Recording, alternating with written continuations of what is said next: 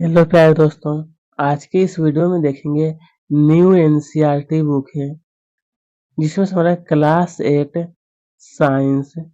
ये हो गया हमारा दोस्तों अध्याय 5। ये अध्याय 5 जो दिया गया है कि पौधे एवं जंतुओं का संरक्षण। संरक्षण का मतलब होता है प्यारे दोस्तों कि पौधे और जंतुओं का बचाव करना, कि हम किस तरह से पौधे और जंतुओं का बचाव कर सकते हैं उसके बारे में पढ़ना है। और उसका आप लोग पढ़ लिए होंगे इस चैप्टर को अच्छी तरह से। और इसमें हम लोग जो अभ्यास क्वेश्चन है इसमें हम लोग ऑल क्वेश्चन आंसर देखेंगे, ठीक है। और साथ में मैं आपको एक्सप्लेन भी करूंगा ताकि कोई भी दिक्कत नहीं हो आपको। देखिए, कहा गया है कि रिक्त स्थानों की उचित शब्दों द्वारा पूर्ति करना है, कि कौन सही शब्द के द्वारा आपको भरना है, ठीक है। जैसे कि आप देखिए प्रश्न 1 में कहा गया है कि वह क्षेत्र जिसमें जंतु अपने प्राकृतिक आवास से संरक्षित होते हैं। जंतु जो अपने आवास से संरक्षित होते हैं उसे हम लोग क्या कहलाता है? वह क्या कहलाता है? अभयारण्य। नंबर 1 में आप दोस्तों आप सबको क्या भरना है? अभिया अभयारण्य, ठीक है। देखिए नंबर को किसी क्षेत्र विशेष में पाई जाने वाली स्पीशीज है, स्पीशीज विशेष क्षेत्र स्पीशीज क्या भरना है आपको? विशेष क्षेत्र स्पीशीज आपको भरना है, कहलाती है। इसका मतलब है दोस्तों अगर कोई पौधे ही मान लीजिए तो क्या होता है कि बहुत सारे क्षेत्र में अलग अलग पौधे को मतलब होते हैं। जैसे कि मान लीजिए कि अगर हम सेब को बिहार में किसी भी मिट्टी पर रोपेंगे तो वो सेब नहीं हो पाएगा, क्योंकि अलग अलग क्षेत्र में अलग अलग पेड़ पौधे होते हैं। इसी को कहा जाता है विशेष क्षेत्रीय स्पीशीज। प्रश्न 3 में कहा है कि प्रवासी पक्षी सुदूर क्षेत्र से परिवर्तन के कारण पलायन करते हैं। तो जलवायु के कारण वो क्या था? वो पलायन करते हैं।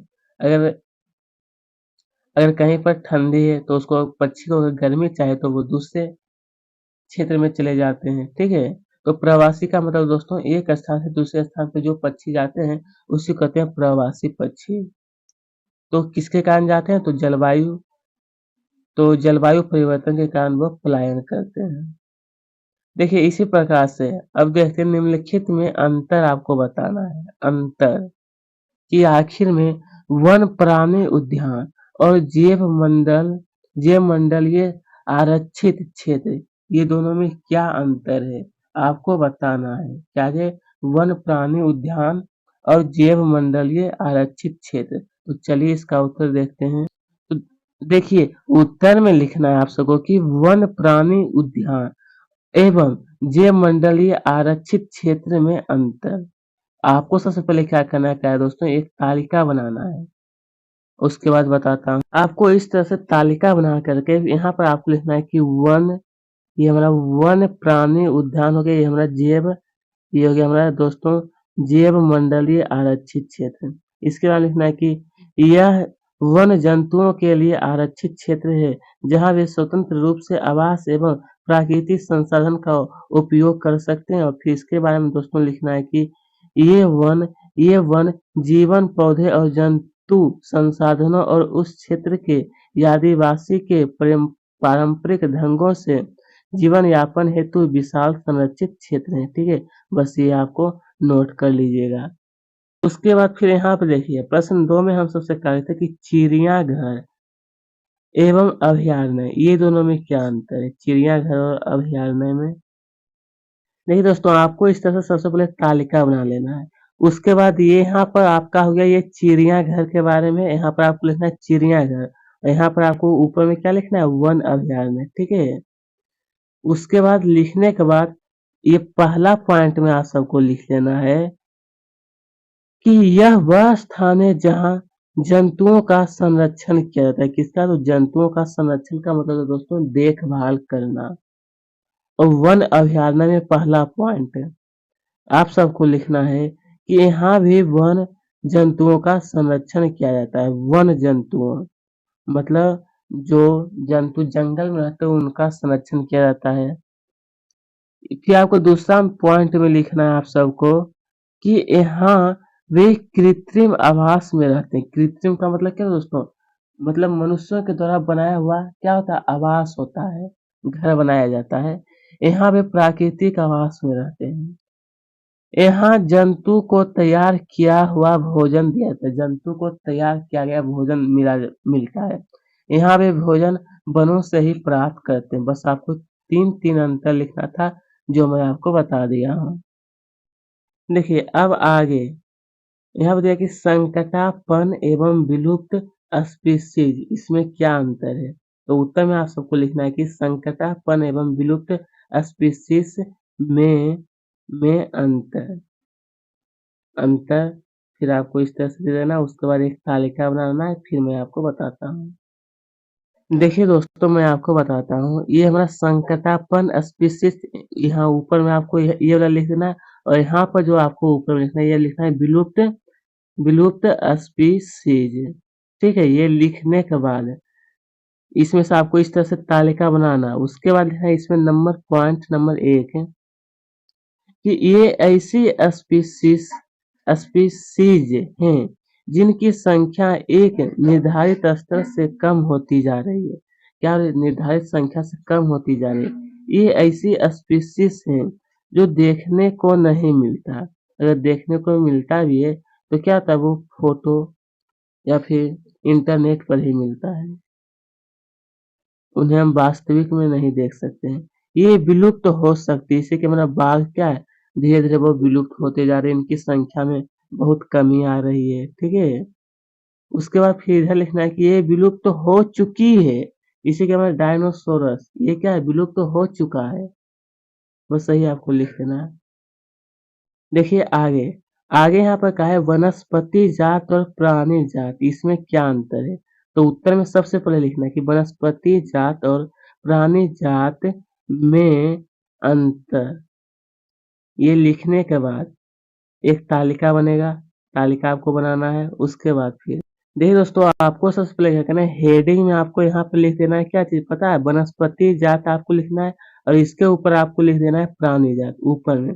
उसके बाद फिर लिखना है तालिका में लिखना है कि किसी विशेष क्षेत्र में, या फिर सीधे सीधे आप तालिका नहीं भी बनाएगा तो सीधे आप भी लिख सकते हैं कि किसी विशेष क्षेत्र में पाए जाने वाले पेड़ पौधे उस क्षेत्र के वनस्पति जात कहलाते हैं। जैसे कि हमारा ये साल हो गया, सागवान हो गया, आदि पंच मढ़ई हो गया।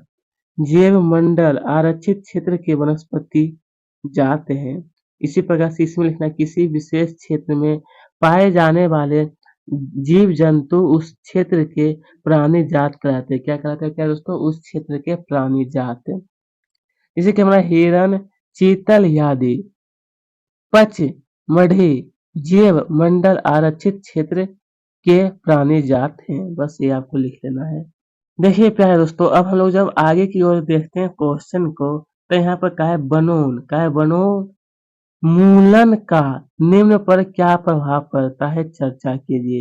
ये जो हमें दिया है ना कि वन प्राणी अभयारण्य, गांव यानी ग्रामीण क्षेत्र, शहर यानी शहरी क्षेत्र, पृथ्वी, ये सब पर दोस्तों ये वनोन्मूलन का क्या प्रभाव पड़ता है, वो आपको चर्चा करके बताना है। तो चलिए सबसे पहले वन्य प्राणी, इस पे देखते हैं क्या प्रभाव पड़ता है। तो लिखना है कि वनोन्मूलन की वजह वजह से वन प्राणियों के आश्रय स्थल समाप्त हो रहे हैं, और खाद्य श्रृंखला भी प्रभावित हो रही है। वन प्राणियों को दूसरे स्थानों पर आश्रय लेना पड़ता है। इससे इससे बहुत सी स्पीशीज स्पीशीज सीज ठीक है स्पीशीज संकटापन अथवा विलुप्त होने के कगार पर आ गई है। ठीक है, ये हो गया वन प्राणी पर वनोन्मूलन का क्या प्रभाव है वो बता दिया। देखिए दोस्तों, मैं आपको बताता हूँ, ये वनोन्मूलन का मतलब जानते हैं क्या होता है? इसका मतलब है कि जब वन धीरे धीरे क्या वन की जो कटाई जो चल रही है, अगर वन की लगातार इसी प्रकार जो भी कटाई चल रही है वो चलती रहे तो क्या होगा, वन प्राणी पर क्या क्या प्रभाव पड़ता है, वो आपको बताना था। वो मैं आपको बता दिया हूँ कि उसका आश्रय स्थल समाप्त हो रहे हैं, ठीक है, और खाद्य श्रृंखला भी प्रभावित हो रही है। दूसरा पॉइंट हमारा कहा गया था कि पर्यावरण, ये जो पर्यावरण है इस पर क्या प्रभाव आखिर पड़ता है वनोन्मूलन का। लिखना है कि वनोन्मूलन से सबसे अधिक प्रभाव पर्यावरण पर पड़ता है। सबसे अधिक प्रभाव किस पर? पर्यावरण। किस पर? पर्यावरण पर पड़ता है। इससे पृथ्वी का ताप और प्रदूषण में वृद्धि होती है। अभी आप दोस्तों इसे देख रहे हैं कि दिल्ली में लगभग 52 डिग्री ताप सेल्सियस ये जो तापमान है वो गर्मी का वो चल चुका है। तो समझ सकते हैं ये सब कैसे हो रहा है? प्रदूषण और प्रदूषण के कारण और वन की जो कटाई हो रही है इसके कारण। इसलिए दोस्तों मैं आपको खुद बताता हूँ, मैं हर रविवार को साइकिल यात्रा में जाता हूँ और लगभग हम और हमारे जो लगभग 10 लोग होते हैं जिसमें से 20 से 30 पौधे पर हर एक संडे को हम लोग लगाते हैं। ठीक है, इसलिए दोस्तों आप सबसे भी निवेदन है कि 1 या 2 पेड़ जरूर लगाइएगा। वायुमंडल में कार्बन डाइऑक्साइड में वृद्धि होती है और भौम जल स्तर भी नीचे गिर जाता है। इससे वर्षा और भूमि की उर्वरा शक्ति कम हो जाती है। क्या तो दोस्तों वर्षा और भूमि की जो उर्वरा शक्ति है मतलब उपजाऊ जो शक्ति है वो कम हो जाती है। इसके अतिरिक्त बाढ़ और सूखा की स्थिति उत्पन्न हो जाती है। इसकी वजह से प्राकृतिक संतुलन क्या होता है दोस्तों? बिगड़ जाता है। प्राकृतिक संतुलन क्या होता है? बिगड़ जाता है। ये पर्यावरण के बारे में हो गया। अब दोस्तों देखते हैं हम लोग ग्रामीण, आखिर ग्रामीण क्षेत्र पर वनोन्मूलन का क्या प्रभाव पड़ेगा। तो लिखना है कि वनोन्मूलन के कारण बाढ़, सूखा तथा मरुस्थलीकरण का मतलब तो दोस्तों अगर बाढ़ आता है ना इससे तो ये उपजाऊ भूमि जो होती है जिस पर हम लोग खेती करते हैं वो मरुस्थल में बदल जाएगी। जैसे कि रेगिस्तान में क्या है, भूमि जो मरुस्थल है वहां पर कुछ भी उपजाऊ नहीं होता, इसलिए वो भी धीरे धीरे हो सकता है, ऐसी संभावना है। जिससे प्राकृतिक आपदाओं की संभावना बढ़ जाती है तथा मिट्टी को उर्वरता भी कम हो जाती है। उसका प्रत्यक्ष रूप से प्रभाव किसानों पर पड़ता है, उनके ग्रामीण जीवन पर बुरा प्रभाव भी पड़ता है। ठीक है, ये हो गया ग्रामीण। अब आगे दिया है शहरी क्षेत्र। शहरी क्षेत्र पर क्या प्रभाव पड़ता है तो लिखना है कि वनोन्मूलन से शहरी क्षेत्र का प्रदूषण बढ़ता जा रहा है। वनोन्मूलन से क्या है दोस्तों, आजकल देख रहे हैं शहरी क्षेत्र में क्या बहुत अधिक प्रदूषण हो रहा है। इसे मैं आपको बताता हूँ। नंबर 1 है जो प्रदूषण वाला क्षेत्र है वो हमारा दिल्ली है। अभी कौन सा? ये हमारा अभी दिल्ली है। ठीक है, उसके बाद अगर बिहार में आते हैं तो बिहार में नंबर 1 में हमारा आता है दोस्तों ये जो बेगूसराय है ना वहां पर क्या है सबसे अधिक है प्रदूषण, जिससे शोषण रोग उत्पन्न हो रहे हैं। वनों के विलुप्त होने से कभी कभी जंगली जानवर भी शहर में प्रवेश कर भयानक स्थिति उत्पन्न कर देते हैं। इसलिए दोस्तों सभी लोगों से कहिएगा कि वन को नहीं काटें। अगर वो काटते हैं तो एक कानूनी अपराध है। अगर वो हरे पौधे को वो काट रहे हैं तो ये हमारा क्या है, कानूनी अपराध है। ठीक है, नंबर 5 हो गया पृथ्वी। तो लिखना है कि वनोन्मूलन से विश्व उष्णन हो रहा है। विश्व मतलब पूरे पृथ्वी जो वो क्या है, बहुत इस पर अधिक गर्मी हो रही है, जिससे बर्फीले पहाड़ों की बर्फ पिघलकर पृथ्वी को जल मग्न कर रही है। जिससे कहीं-कहीं प्राकृतिक आपदाओं, सूखा, बाढ़ आदि की संभावनाएं बढ़ जाती है। पृथ्वी का प्राकृतिक संतुलन भी बिगड़ रहा है। पृथ्वी का क्या है दोस्तों, प्राकृतिक संतुलन भी बिगड़ रहा है। अब प्रश्न अब आगे अगला पॉइंट है दोस्तों की अगली पीढ़ी। क्या है दोस्तों, अगली पीढ़ी। इसके बारे में लिखना है कि वनोन्मूलन की वजह से पृथ्वी पर प्रदूषण की समस्या, बहुत सारे स्पीशीज का विलुप्त होना, पृथ्वी का ताप बढ़ना आदि समस्याएं उत्पन्न होने से अगली पीढ़ी का भविष्य भविष्य अंधकारमय होगा। पृथ्वी पर उनका जीवन अधिक लंबे समय तक संभव नहीं हो सकता है। ठीक है दोस्तों, इसलिए देखिएगा पहले के जमाने में लोग 200-200 वर्ष तक जीवित रहते थे, लेकिन अब 80 होता है उसके बाद खत्म, बाय बाय, टाटा हो जाते हैं। ठीक है, तो क्या रहा कि लंबे समय तक संभव ना हो सकेगा, जीवित भी वो नहीं रह पाते हैं। चलिए प्यारे दोस्तों देखिए मैं आपको पहले ही बता देता हूँ इस ये जो हमारा अध्याय दिया है ना, अध्याय ये जो हमारा है, इसमें अधिक ही प्रश्न थोड़ा दिया गया, लेकिन कोई बात नहीं है, सभी को सोल्व करना है। ये अध्याय नंबर 5 है ना। अब देखिए क्या होगा यदि नंबर को में कहा है कि हम वृक्ष की कटाई करते रहे तब किसी जंतु का आवास बाधित हो, मतलब किसी जंतु का आवास अगर हम खत्म कर रहे हैं तो क्या होगा? मिट्टी की ऊपरी परत अनावृत हो जाए तो क्या होगा वो आपको बताना है। सबसे पहले क्या है, तो हम वृक्ष की कटाई करते रहे तो क्या होगा? तो लिखना है कि हम वृक्षों की कटाई करते रहे तो धीरे धीरे वन प्राणी का मतलब दोस्तों जो वन में जो रहने वाले जीव है ना, उसी को हम लोग कहते हैं वन प्राणी। जी क्या तो सिर्फ वनों पर ही निर्भर रहते हैं, विलुप्त हो जाएंगे।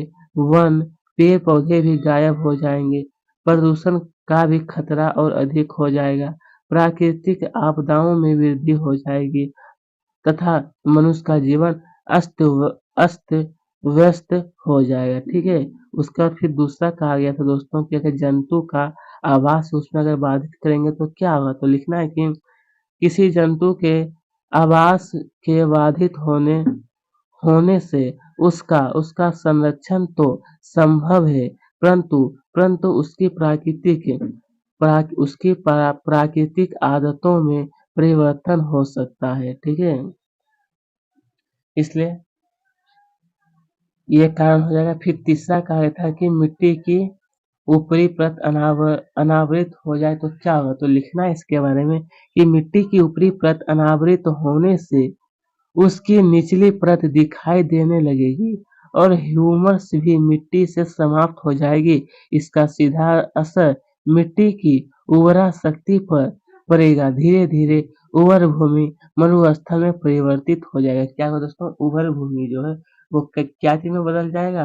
तो मरुस्थल में परिवर्तित हो जाएगी। ठीक है, बस यही आपको ये सब लिखना था जो मैं आपको बता दिया हूँ। अब देखिए प्रश्न 5 में कहा है कि संक्षेप में आपको उत्तर बताना है। क्या है दोस्तों? संक्षेप में उत्तर बताना है, जो कि नंबर 1 में कहा है कि हमें हमें हमें जैव विविधता का संरक्षण क्यों करना चाहिए? जैव विविधता का मतलब दोस्तों तो जीवों का क्या अलग अलग प्रजातियां पाई जाती है पृथ्वी पर, तो इसी को हम लोग कहते हैं जैव विविधता। तो इसका क्या है? संरक्षण का मतलब है दोस्तों इसका बचाव क्यों करना चाहिए? तो चलिए देखते हैं इसका उत्तर। देखना है कि जैव विविधता का संरक्षण हमें इसलिए करना चाहिए क्योंकि इससे पृथ्वी पर हमारा जीवन है। इससे पृथ्वी पर क्या हमारा जीवन है। इससे पर्यावरण प्रभावित होगा, इसका कुप्रभाव हमारे जीवन पर पड़ेगा। इसलिए जैव विविधता का संरक्षण करना चाहिए। ठीक है, ताकि पर्यावरण पर भी कोई असर ना हो और हम लोग भी सुरक्षित रह सकें। देखिए दूसरा क्वेश्चन था कि संरक्षित वन भी वन जंतुओं के लिए पूर्ण रूप से सुरक्षित नहीं है, क्यों? संरक्षित वन, इसके बारे में आप सबको लिखना है कि संरक्षित वन जंतुओं के लिए पूर्ण रूप से इसलिए सुरक्षित नहीं है क्योंकि इनके आसपास के क्षेत्र में रहने वाले लोग उनका अतिक्रमण करके उन्हें नष्ट कर रहे हैं।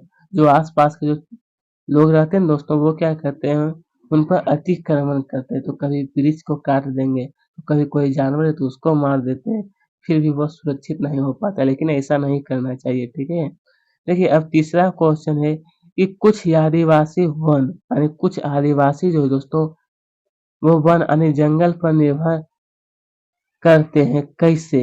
आखिर कैसे? लिखना कि कुछ आदिवासी वन यानी जंगल पर निर्भर करते हैं। वे आज भी अपने भोजन के लिए जानवरों का शिकार करते हैं तथा पेड़ की छाल, जंतुओं की खाल से बने हुए वस्त्र को ही अभी भी बहुत सारे पहनते हैं, ये आदिवासी जो होता है। उसके बाद फिर हमारा दिया है वनोन्मूलन। फिर चौथा नंबर 4 में जो क्वेश्चन दिया था उसका उत्तर लिखना है कि वनोन्मूलन के मुख्य कारक, वनोन्मूलन मतलब वन की जो कटाई हो रही है उसका मुख्य कारण क्या है? औद्योगिकरण, मतलब फैक्ट्री खोलना जो होता है वो क्या, तो बहुत सारे जंगलों को काट के वहां पर ये औद्योगिक खोला जाता है।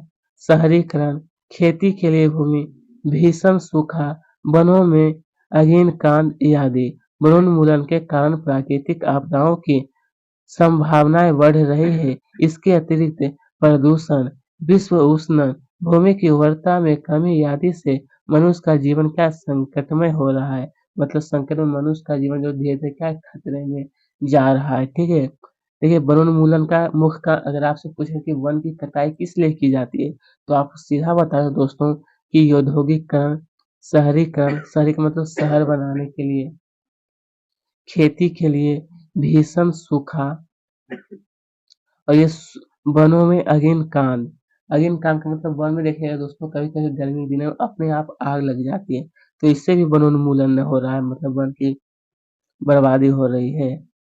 उसके बाद देखिए नंबर 5 में दिया था कि रेड डाटा पुस्तक एक ऐसी पुस्तक है, देखिए यहाँ पे एक क्वेश्चन था कि रेड डाटा बुक क्या है। रेड डाटा बुक क्या है, तो इसके बारे में लिखना है कि रेड डाटा बुक एक ऐसी पुस्तक है जिसमें संकटापन स्पीशीज का रिकॉर्ड रहता है।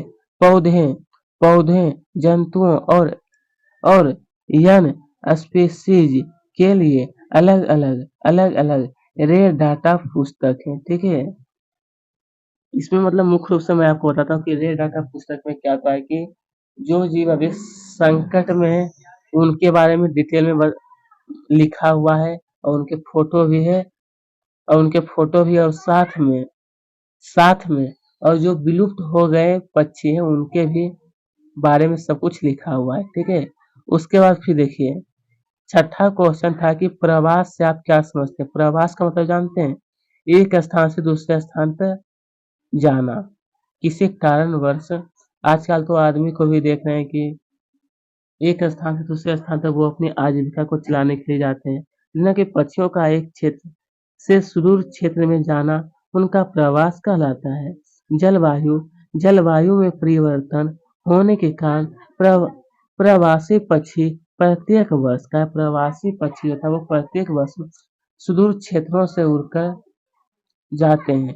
वे वहां अंडे देने के लिए जाते हैं, क्योंकि क्योंकि मूल आवास में बहुत अधिक शीत के कारण वह स्थान उनके जीवन यापन के लिए अनुकूल नहीं होता है। देखिए दोस्तों कहीं पर अगर ज्यादा ठंडी करती है तो वहां से बहुत सारे पक्षी दूसरे जलवायु में आ जाते हैं जहाँ पर गर्मी रहती है, क्योंकि उन्हें क्या होता है कि जनन में कोई भी दिक्कत नहीं, तो प्रजनन में, ठीक है, प्रजनन में उन्हें कोई भी दिक्कत नहीं होती है, इसलिए वह प्रवास करते हैं। और भी बहुत सारे कारण होते हैं लेकिन मुख्य कारण यही है।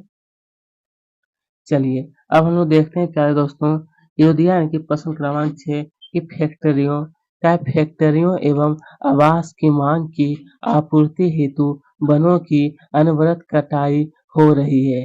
क्या इन परियोजनाओं के लिए वृक्षों की कटाई न्याय संगत है? उस पर चर्चा कीजिए तथा एक संक्षिप्त रिपोर्ट तैयार कीजिए। दोस्तों कहा कि फैक्ट्री और आवास की मांग की आपूर्ति हेतु वनों की अनवरत कटाई हो रही है। तो कहा यह जो है वो सही है। यह जो काम जो किया जा रहा है वो दोस्तों ये जो क्या है देखिए मैं आपको बताता हूँ, ये सब जो काम है ना वो डेवलप के नाम पर मतलब हम लोगों को उल्लू बनाया जाता है कि डेवलप होगा, लेकिन ये सब ऐसी है, ये सब अपना काम के लिए कुछ भी वो बोल देते हैं। तो दोस्तों इसके बारे में लिखना है कि वर्तमान में जिस तेजी से जनसंख्या में वृद्धि हो रही है उसकी मांग की पूर्ति उसकी मांग की यहाँ पर जगह पूर्ति थी, उसकी मांग की पूर्ति के लिए फैक्ट्रियां और आवास भी उतना ही आवश्यक है। फैक्ट्रियों में उत्पादन अच्छी कोटि का सस्ता एवं शीघ्र होता है तथा हजारों लोगों को रोजगार भी मिलता है। आवास आवास मनुष्य की एक बुनियादी आवश्यकता है। बुनियादी क्या एक आवश्यकता मतलब बुनियादी का कहने का अर्थ है दोस्तों ये सब मूलभूत इकाई जैसे कि घर हो गया, शिक्षा, रोटी, कपड़ा, ये सब बुनियादी है। ठीक है, इन आवश्यकताओं को पूरा करने के लिए मनुष्य वनों को साफ करके भूमि तैयार करता है, क्योंकि उनको वनों के अतिरिक्त कहीं खाली जगह उपलब्ध नहीं हो पाती है। हालांकि ऐसा बिल्कुल गलत है, ऐसा नहीं करना चाहिए। अगर वो वनों को काट रहे हैं तो उसकी जगह पर अगर एक पेड़ काटते हैं तो उसके चलते वो 10 पेड़ जरूर लगाएं, तो इससे पर्यावरण पर भी कोई प्रभाव नहीं पड़ेगा। फिर आपको लिखना है यहाँ पर दोस्तों आपको क्या करना है पैराग्राफ चेंज करना, मतलब एक लाइन को छोड़ करके फिर दूसरे लाइन में लिखना है कि दूसरी ओर वनों के साफ होने से वन प्राणियों का आश्रय स्थल समाप्त हुआ। आश्रय का मतलब दोस्तों वन प्राणी जो रहते हैं उनका भी आश्रय जहाँ पर वो रहते हैं उनका स्थल क्या है समाप्त हो जाता है तथा ये आदिवासी जातियां भी विलुप्त होती जा रही है। इसके साथ ही जीवन यापन हेतु भूमि कम होती जा रही है। इन परियोजनाओं के लिए यह विकल्प ढूंढना आवश्यक है। वनों की कटाई उनका विकल्प नहीं है। वनों की कटाई उनका विकल्प ही नहीं है, लेकिन ऐसा नहीं होना चाहिए। ठीक है, यही सब आपको लिखना है। चलिए अब हम लोग देखते हैं दोस्तों प्रश्न क्रमांक 7। प्रश्न 7 में हमसे पूछा है कि अपने अपने स्थानीय क्षेत्र में हरियाली बनाए रखने में आप किस प्रकार योगदान दे सकते हैं? अपने द्वारा दी जाने वाली क्रियाओं की सूची बनाइए। दोस्तों का अगर अपने क्षेत्र को हरियाली हरियाली 1 मिनट रुक जाइएगा। यहाँ पर कहा गया है हरियाली बनाए रखने के लिए आप किस प्रकार योगदान दे सकते हैं। जैसे कि दोस्तों हम अपने क्षेत्र में अभी मैं आपको बताता हूँ, मैं खुद हरियाली के लिए हमारे टीम में लगभग 10 लोग होते हैं और वो हर रविवार को सभी लोगों को छुट्टी होती है रविवार को, तो हम लोग क्या कहते हैं साइकिल यात्रा में जाते हैं और लगभग 20 से 30 पौधे को लगाते हैं। उनकी सेवा भी किया जाता है ताकि वो पेड़ पौधे मुरझाए नहीं। ठीक है, तो इसलिए से आप सबसे भी जरूर 1 या 2 पेड़ जरूर लगाइएगा, या फिर अपने जन्म दिवस पर मुख्य रूप से जन्म दिवस पर 1 या 2 पेड़ जरूर लगाइए, ताकि आपको अगर आप जब बड़े होंगे तो आपको याद आएगा कि मेरे जन्म दिवस पर ये पेड़ लगाए थे। तो दोस्तों आप लिखना है यहाँ पर कि अपने स्थानीय क्षेत्र में हरियाली बनाए रखने के लिए निम्न योगदान दे सकते हैं।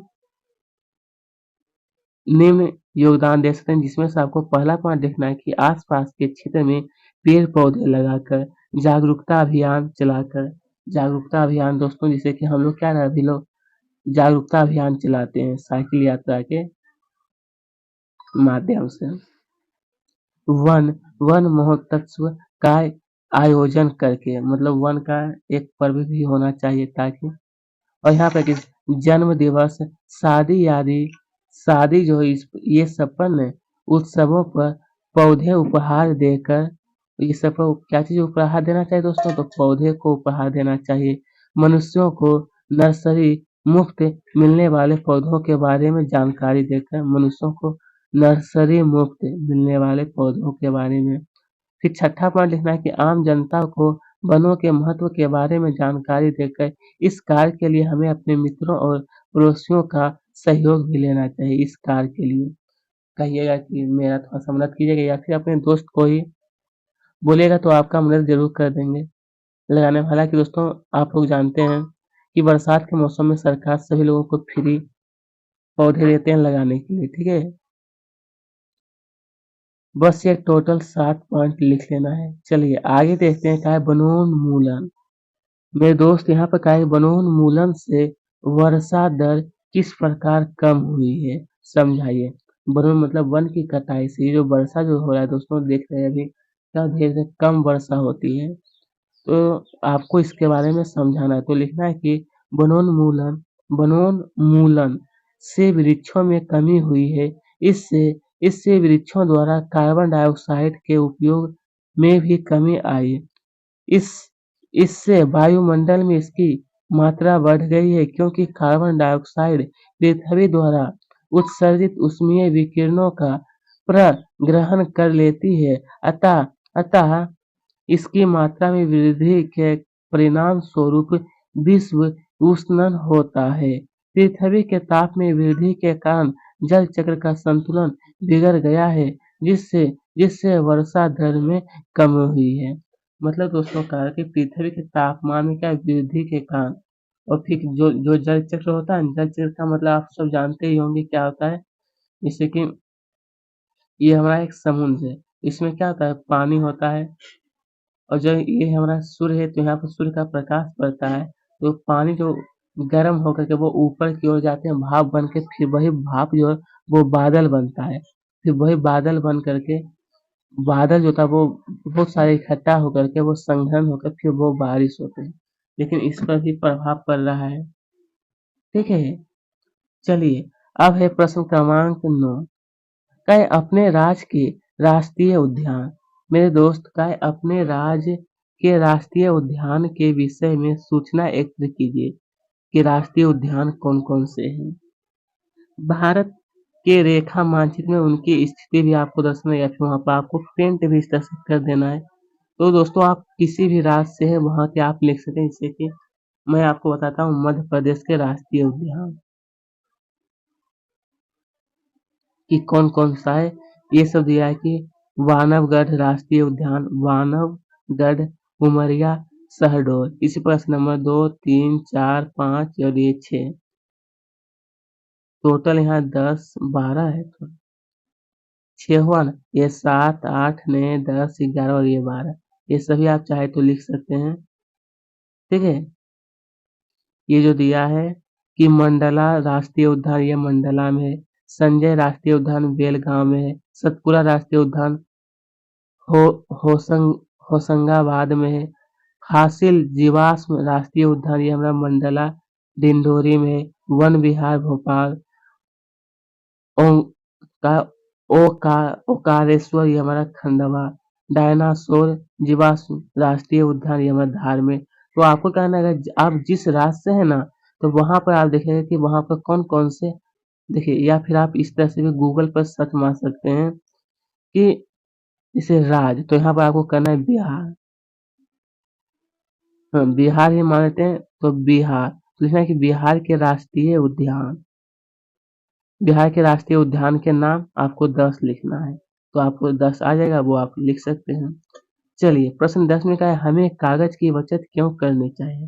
कागज जो होती है दोस्तों वो उनकी बचत क्यों करनी चाहिए, उन कार्यों की सूची बनाएं जिसके द्वारा आप कागज की बचत कर सकें। कागज की बचत दोस्तों इसलिए करनी चाहिए क्योंकि कागज जो है पेड़ पौधों के जो उनके छिलके होते हैं उन्हीं से बनता है। ठीक है, तो लिखना है कि हमें कागज की बचत वनों को बचाने के लिए करना चाहिए। कागज की बचत किस लिए, तो वनों को बचाने के लिए करना चाहिए।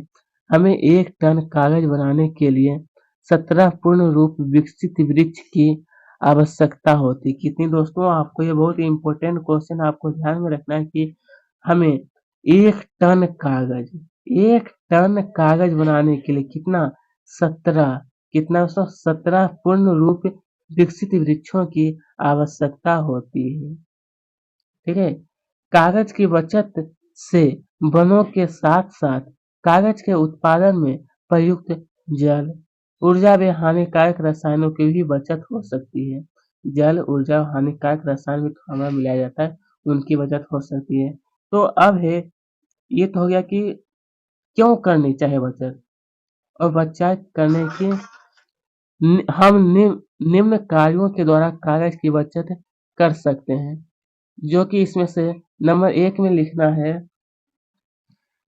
कि कागज का पुनः चक्रण करके, मतलब लगभग 5 से 7 बार तक हम उसका पुनः चक्रण कर सकते हैं। ठीक है, और फिर उसका उपयोग कर सकते हैं ताकि कोई दिक्कत ना हो।